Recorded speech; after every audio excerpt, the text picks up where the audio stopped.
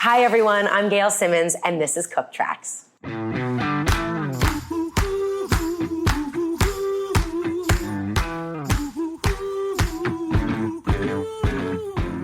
Hey everybody, I'm Rachel Ray, and you're listening to CookTracks.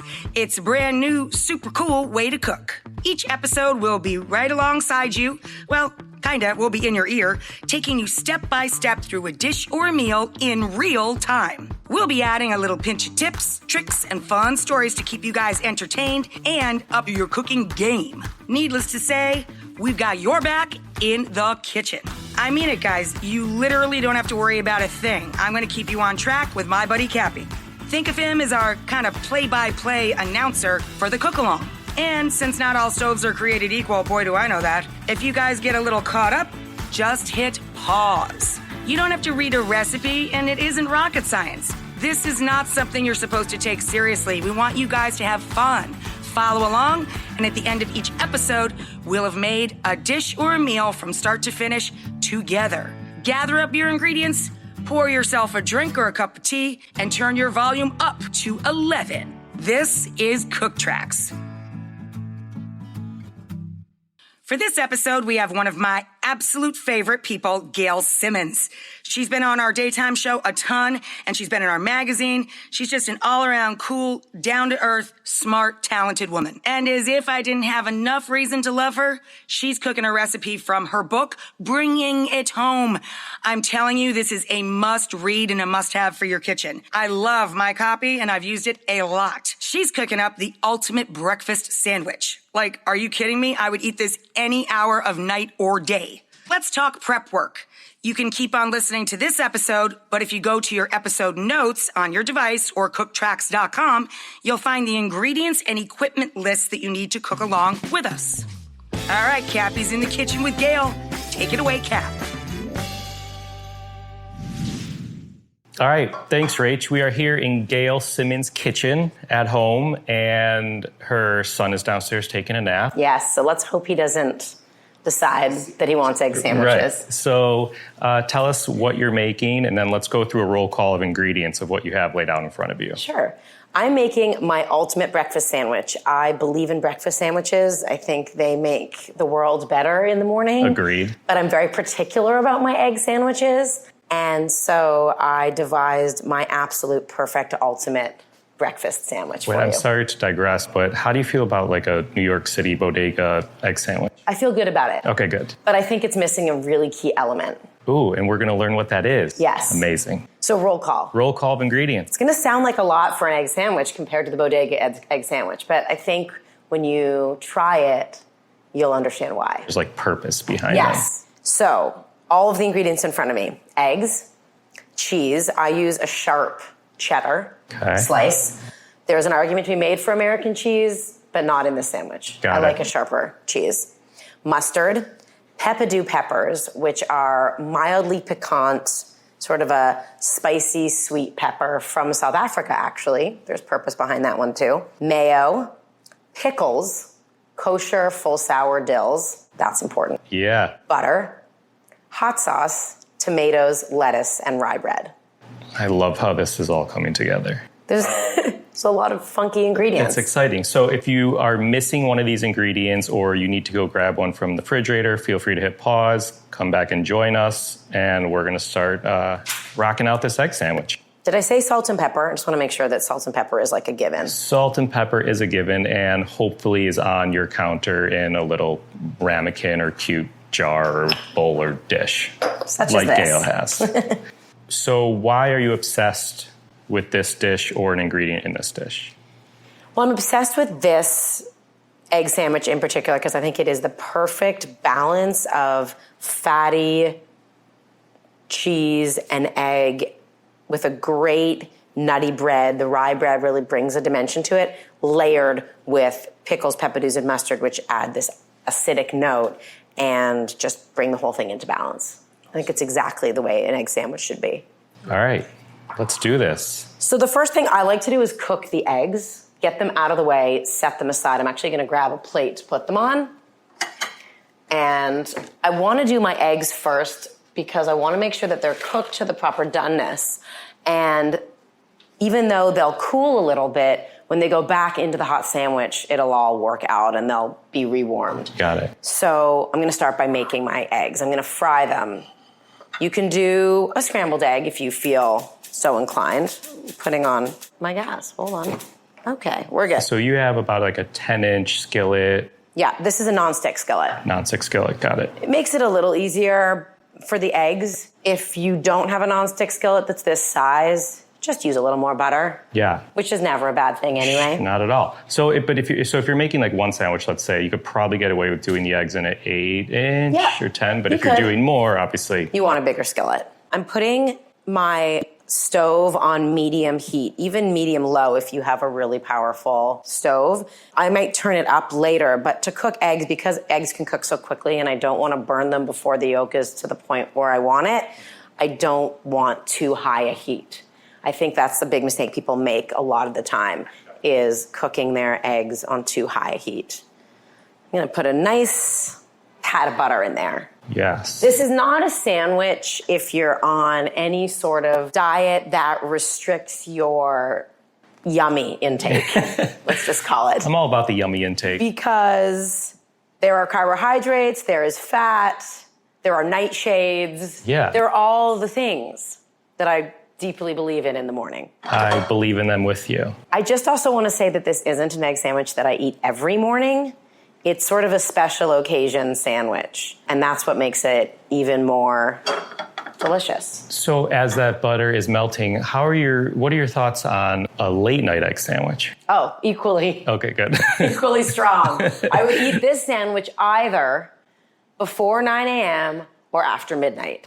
Perfection. Actually, between midnight and 9 a.m. is the perfect time to eat this sandwich. Any time on that spectrum, you're going to enjoy it all the better. Yeah. So that heat, as she said, was about medium or medium low. If your stove is powerful and the butter is like slowly melting, what you don't want is your butter to like sizzle up and go crazy. Your heat is probably a little too high. That's right.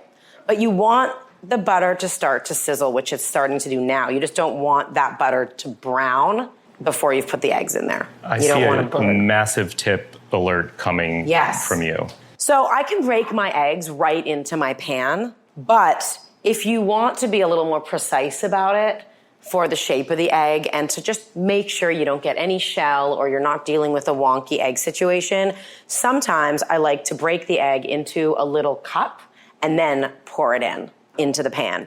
The other thing about an egg, that this is like one of the biggest revelations of my life, taught to me by Jacques Pepin, who, like in the flesh, actually he taught this tip to me, which I'm pretty proud to say because I, like every person in America who has ever watched him or known anything about him, he is an extraordinarily iconic, incredible human and obviously one of the greatest cooks living today. True. And he, knows how to do everything perfectly with an egg. And one big tip he taught me that seems really obvious in retrospect is never, ever crack your egg on a corner. Everyone wants to do that. Everyone wants to crack it on the corner of the bowl, right? You're right. Or on the corner of the stove or on the corner of the counter. Don't do that because that is another opportunity for the shell to get pushed into the egg and then come out onto your pan. You always, always want to crack your egg on a flat surface. So right there on the flat surface, and then it'll almost always split perfectly. Just like that. Amazing.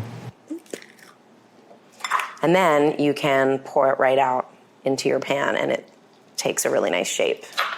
And I'm going to do 4 of these. So start cracking your eggs, whether you're using a little bowl or ramekin. Actually, I'm going to probably cook 2 at a time to make sure I don't. All right. So we have a 10-inch skillet, and we're going to do 2 at a time. And you can hear that beautiful sound. That means the heat is right where it should be. You can hear it sizzling, but it's not sputtering. Like the butter isn't sputtering around. Yeah. It smells incredible. Another thing that I do sometimes, if I'm doing a sunny side up egg, I really like an over easy egg. But if I'm doing it sunny side up, something I might do is take the lid of a pot and put it over the pan briefly, and that helps to steam it and cook the top of the egg. And you can leave it there for, 30 seconds or so, and it'll cook the top really evenly. Got it. Because it creates steam from that heat. So while the egg's cooking, I'm going to tell you a little one or two things about some of these other ingredients, maybe. The first is the peppadews I talked about earlier, the sort of mildly piquant pepper from South Africa. These are a South African pepper that get pickled. And the reason I love them so much, I have an association with them from my childhood. My father's from South Africa. And so we spent every Christmas there and went there all of my life, probably once every other year until I was about 23 years old, at which time almost all our family immigrated to Australia, so we didn't have a reason to go back to South Africa anymore, which makes me sad for lots of reasons because it's an incredible country. But I have very strong associations with the food of South Africa from my childhood. My memories of those early trips aren't that strong because I was so young, except for the food. And one of those foods are Peppadew peppers. They put them on everything, especially with grilled meat. I feel like they've been there forever, but they got really popular here in the States, like recently, last few years. Yeah. Exactly. Huh. So I like to keep a jar of them in the fridge, and I find they go on everything. The whole thing about this sandwich, I'm going to lift this up, and you can see. So your egg's been cooking for about 90 seconds or so. And that looks beautiful. There you go. They're nice looking. I'm going to leave them one more minute. I actually want to just look at one thing. But the thing about this sandwich that I believe is really the tip of the whole thing is that there's a lot of acid in the sandwich. And I think that's what balances and makes it the perfect egg sandwich. Yeah. 3 points where acid plays on the carbohydrates of the bread and the fatty creaminess of the egg and the cheese. And that's the peppadews, mustard, and pickles. And I just feel like they make the whole darn thing. When you asked me before about the bodega sandwich, yes, there is a real purpose, especially on like a Friday morning when you have to go to work, but you went out drinking the night before. Everyone knows exactly what I'm talking about. The bodega sandwich in New York is iconic and amazing, but the thing about it is that it's usually just bacon, egg, cheese. And those are 3 things that have so much fat in them, and that's why we love them when we've been drinking. But wouldn't it be so much better if there was just a little acid in there to counter it all and just like give it some dimension? And so whenever I order my bodega sandwich, I always ask them for mustard with it. And often they look at me like I'm crazy, but I'm telling you, it's a game changer. Interesting. All right, 3 minutes. But listen, this isn't like exact and precise. As Gail mentioned, everyone's stove gives off different heat. So you may have an electric stove or one that kicks, a lot of gas. So, watch your egg. I want my egg to still be runny in the center, but the white to be fully cooked. I flipped that one because I flipped my second egg before I removed it to cook the other side just for a second because it was still looking a little translucent on top of the yolk. Got it. But you don't need to do that. Oh, look at that crazy bubble. Look at that. It's like talking to you. The thing about cooking is people who don't spend a lot of time cooking are always asking me for like real specifics, right? How many minutes? And I'm sure that you get this all the time, Cappy. Can we call you Cappy everyone call, right? Like I just didn't know if people call you Andrew on this show. Someone called you called him Andrew yesterday. There are other people in this room with me. And I was like, I'm sorry, who are you talking about? Hadn't heard anyone call you that in a long time, so just want to make sure. But I'm sure you get this a lot that people are always asking sort of like they want the specifics precise, how many minutes. And that, doesn't happen when you cook. The cooking is really about all of your senses. And yes, there's science to it, but a lot of it really has to come from the looking and feeling and hearing and tasting of the food. Yeah. So 2 more eggs are going in the pan. 2 eggs are cooked. Quick. They're removed to a little holding plate, if you will, and then we'll get going with 2 more eggs. Would you I add? just put 2 in together, but that's fine. So it looks like you don't need to add more butter to the pan. I don't really need to because there's a lot, but I'm going to put a tiny bit in the middle because I see there's a bit of a dry spot. I need my towel. There it is, over there. Thank you very much. Okay. I feel like I've made eggs 1,000 times and I still get a little anxious how it's going to come out. Yes. Anxiousness, I think, is good. But you were just so chill about it all. Well, I do make a lot of eggs, but there's always that anticipation of there's a lot of variables in the I'm putting 2 cooking of an in egg. right now together. I'm going to separate them, but okay. Eggs are persnickety. And also a topic of debate. Everyone likes them to be completely different. I have very strong opinions about eggs. So I spend a lot of time cooking them. They're also sort of like a family favorite, and they're great for everyone at all times of day. I'm like a big believer in eating eggs, breakfast, lunch, and dinner. What about shopping for eggs, buying eggs? Do you look to go brown shell? Does that matter? Okay, I know a lot about this. Okay. I spent a summer working on a chicken farm. No way. Yes, it's a crazy situation. I was in Israel on a kibbutz when I was 18. Wow. And I was assigned to the chicken farm. And I learned way more about chickens than I ever wanted to know, quite frankly. And I'm not a fan of them in terms of befriending them. They are not nice animals. They are bird brains. There's a real reason that term exists. But I learned a lot about eggs. And the first thing I learned is that the color of the shell has absolutely no bearing on anything. Really? White, brown, blue, doesn't matter. It looks pretty. We're used to sit them certain ways, but the shell absolutely is 100% cosmetic. Doesn't matter. It depends on just the kind of chicken and whatever it is. Even the color of the yolk sometimes doesn't matter because people are always like, oh, that yolk is so orange. And there is a huge spectrum of yolk color, but the yolk color is often determined by their feed. So there are urban myths about some farms feed their chickens with a little bit of saffron or with a little bit of annatto seed, and that will make their yolks much more bright orange. I buy organic eggs because I want to know that the feed that my chickens are getting is organic and no antibiotics. That's, I think, the most important thing. Actually, I belong to, here in Brooklyn, where we are right now, I belong to a really amazing CSA company, that's not the right word, organization. It's not quite a CSA. I would call it a farm collective.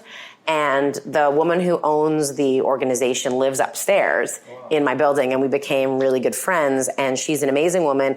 And the thing that she was hearing from everyone, she wanted to help the food system and work with local farmers because there's so many small farmers that are getting, plowed over by big farm and big supermarkets, and they just don't stand a chance, and they don't get government subsidies the way that other farms do that grow big crops. And so she wanted to support the local farmers in New York State and in the tri-state where we are actually also, within the, let's say, 150 miles of here. But the problem with CSAs that she was hearing from consumers is that everyone's scared to buy into a CSA because you don't know what you're getting and you can't customize it, and then you're like, stuck with a whole big thing of kale for 6 months. You don't know what to do with it. So she made all these relationships with farmers all over the area for all different products. And you can go online on her website. It's called Local Roots New York City. And you can pick everything you want. Oh, cool. And once a week, it's delivered to a little stand 2 blocks from here, and I can go pick it up. And they deliver all over New York. That's great. So I get once a week whole milk from her for my children and my coffee, and eggs, fruits, and vegetables. And sometimes we take a break in the winter from the fruits and vegetables, but that's where I get my eggs from, actually, every week. And they're from a farm, within 100 miles of here, and they're beautiful, delicious, great eggs. And a lot of the farmers don't have the organic certification because they have to be a certain size, and it costs a lot of money, but they are just the best quality, and everything about them is organic, except some of them don't have that, full kind of stamp. Yeah, that's cool. The milk as well is from an amazing dairy called Battenkill. I think it's called Battenkill.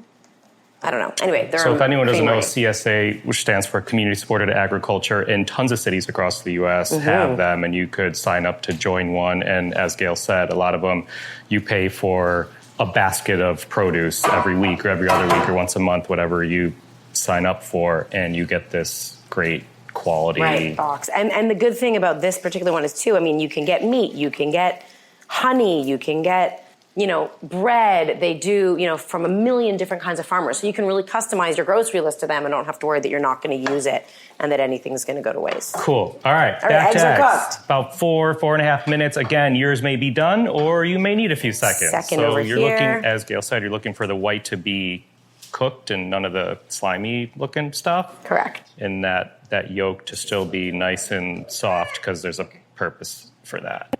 So as I start my sandwich, my eggs are gonna sit aside for a minute. They're warm, they will cool a bit, but when they go back into the hot sandwich, they will reheat and it will be perfect. And this whole thing's gonna come together really quickly now, so we don't have to worry about them sitting out for a very long time. The next step is to spread mayonnaise on your sandwich. And this might look like a normal thing to do because then you're gonna maybe put the eggs between the bread, but the tip here is that the mayonnaise is actually going on the outside. Some people butter their bread for an egg sandwich. The pro tip sounds ridiculous, but the pro tip is mayonnaise to fry your egg on the outside. That's the fat that you use to fry the egg on the out. You're putting the mayonnaise on the outside, and it goes, the mayonnaise side goes down. I've heard this with like grilled cheeses yes, too. It's the same concept with grilled cheese because it makes it so crispy. And I mean, mayonnaise is egg yolks and oil essentially, so it's good fat that is going to just crisp up and make your sandwich that much more tasty. Oh yeah, up your game a little bit with some mayo for the crispness. Correct. So now I'm going to, I spread mayonnaise on all 4 pieces of bread. I'm making 2 sandwiches here. And we're using the same pan that you cook the eggs in. Put a little more butter in the pan. I'm gonna melt that, and then I'm going to put 2 of the slices, mayonnaise side down, into the pan. Well, I'm just gonna spread that. A little more. They fit perfectly. And then while they're starting to toast up, I'm gonna turn my heat up a little so it's just like a low, medium, high. Does that sound normal? No, just past medium towards high. So I'm heating it up, but again, you don't wanna burn it. The fat will burn if you crank it up too high. So while the mayonnaise side is crisping up on the bottom, I'm gonna spread mustard right in the pan right onto the top of the bread. Okay. You can hear that lovely noise, audio. Yes, everybody. That happens to Gail too. The very end of my spicy mustard. The end of the mustard bottle happens to Gail too, everybody. That's right. They're just like us. They finish their mustard.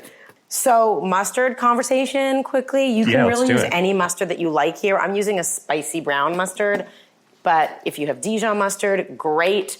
By the way, yellow ballpark mustard, awesome. Just to get real fancy, if you have a small like offset pastry spatula, it's a great tool to spread here because it's not flat. You know, it's hard to kind of get in with a flat knife to spread, but if you have a slightly offset spatula, it really makes the spreading easy. Again, remember that acid, the mustard is gonna be key to bringing the whole thing together. Wow, that smells really good. I feel like you're kind of not underplaying this egg sandwich because you talk about the components, but I feel like this is one of those things where you're going to take a bite. This isn't just your average. I mean, this is a much more complex sandwich. This is for a very lazy Sunday. But I feel like I'm going to take a bite and like go make this tomorrow. It might blow your mind. I don't know. I'm not saying either way. And then I'm going to lay down some of my peppadews, maybe like 4 to 6 on both, because these are each different sandwiches. We're building up, and then we're going to put these on. We're not closing this up together. Now the peppadews come in a jar, right? But they do. Did you just drained them? Okay. Out of the jar, they come with they're in liquid, like in a brine. You want to kind of get flat ones. This is serious. There you go. Some peppadews, and then right on top of the peppadews, slices of cheese, that cheddar cheese that we talked about, sharp cheddar. Like deli thin slices, thin slices of sharp cheddar cheese. And that's going to start to melt right there. So bread's been getting nice and griddled for nearly a few minutes. Oh man, that looks good. Going to just toast it up for 1 more minute while the heat starts to melt the cheese slices. All right, so let's speed round it up. How's that? Okay. Tell us your favorite person you're following on Instagram. For the food porn, no leftovers. For the New York food porn, but also amazing travel. Yeah. And for the words of inspiration, Glendon Doyle. Is there a song that you're obsessed with right now? I mean, I feel like all I listen to these days is my children's music. Although my daughter just recently, of her own accord, got really into Florence and the Machine. Wow. Which is awesome. Yeah. She's almost 6. And so that's on repeat, and it's kind of nice. I mean, I'm like back into Florence and the Machine, which is great. Although it's not necessarily something I'm obsessed with. I'm trying to think. How about like an entrance song? Oh, like the entrance to my stadium shows? Yeah. What's the big anthem? I mean, I'd have to probably go Arcade Fire, a big Arcade Fire anthem, a little Canadian in there. Yeah. Well, let me do this here. I'm going to put pickles on, 2 slices across each, and then I'm going to put the second slice on top, like that, and then I'm going to flip the sandwich. Woo! Okay. Yum. And I'm going to, we got a little crispy there, but we're going to be okay. Okay. Last one. Do you have any superstitions? Well, I don't know if I would call it a superstition, but there's one ingredient that I cannot eat, and it's completely irrational. I will eat it in a professional manner if I'm served it on Top Chef, for example, or in the course of my work at a restaurant, a chef cooks it for me specially, or I'm at a dinner party. But I will never choose to order, make, bring into my home black beans. It's weird. It's terrible. I have nothing against beans. I don't want anyone to get mad at me. I love all other beans, but I have had very bad reactions after eating black beans, whether it was because of the black beans or not. And because of that, I just have an association with black beans that isn't pleasant, and I have cut them out of my diet altogether on principle. I have anger towards them. You're fine with other beans? Amazing with other beans. I'll eat every other kind of bean. Is there an ingredient or dish that you hang on to that you don't quite want to let go of? Everything. I mean, that's the best thing that gets me through the end of August and into September, when you know that the school year is starting, work has to get a little more serious again, you get busy, the fall brings all kinds of fresh starts to the sort of that cycle of your year, and you know that the cold weather is coming. But people forget that corn, peaches, and tomatoes go into October, at least here in the Northeast. So I hold on to them for dear life. In fact, I often will freeze a lot of peaches so that I can then take, I'll slice and freeze them so that I can take them out a couple months later and make them into something. Whether it's jam or just a little compote. Wait, so you literally... Put them in my oatmeal. You're literally slicing them and then freezing them in a freezer. My son will suck on them. I have a very small baby, so they're perfect for him to sort of suck on. They turn to mush a little bit, but they're still those beautiful late summer peaches. That's great. Okay, so just to recap. Bread with mayo on one side. I spread mustard on the second side. Peppadews, cheese, pickles. Put the second slice of bread with the mayonnaise on the outside on top and flipped them, so that second slice of mayonnaise is now on the bottom. And don't be confused, your egg is still not in there. Right, your egg is still not in there. These are good, if a little crispy. I'm removing them to my cutting board, and then I'm going to slide in. Oh, sorry, I wanted to flip that. And then I'm going to slide in 3 things. I'm going to slide in a big tomato, some lettuce, and then my eggs. But I'm going to sprinkle my eggs with a little salt and pepper before I do that. So turn your heat off, remove your sandwich to your cutting board, opening up the top, sliding in some tomato, sliding in some lettuce, and you're SMPing your eggs before you slither them into the sandwich. Whew. And that, as you mentioned, that residual heat from the sandwich is kind of going to... warm everything up. Oh my gosh, this looks so good. This is a big sandwich. Sliding in my tomato. A slice of lettuce. And my eggs. Right on top. Serious business. Yeah, this is a very large sandwich, and you won't regret it. There we go. Now, hold on. Holding. Get you a plate, Cappy, because I'm classy. Reaping the benefits here. Slice it with a serrated knife. I would move it first to your plate and then slice it because there could be some yolkage. I made that word up, but you know what I mean. There is. Slice your egg sandwich in half. Yolkage, if you look it up in the Oxford Dictionary in a year and a half, Will be a word. The bread sort of came apart, but I'm going to do 2 of them. You can sort of see the beauty that's inside. Hold on. Second plate, second sandwich. Gently serrated knife. Yolkage happening. Yolkage. All of it happens. And there you go. Now I'm like excited for you to give it a try. Yeah, I'm about to stop talking and... Yeah, well, you won't be able to talk. I'll get you a napkin. You're going to need it. Great. Here I go, peeps. You picking up what I'm putting down? Like everything. And it all serves a purpose. Yes. Like sweet kind of peppadews.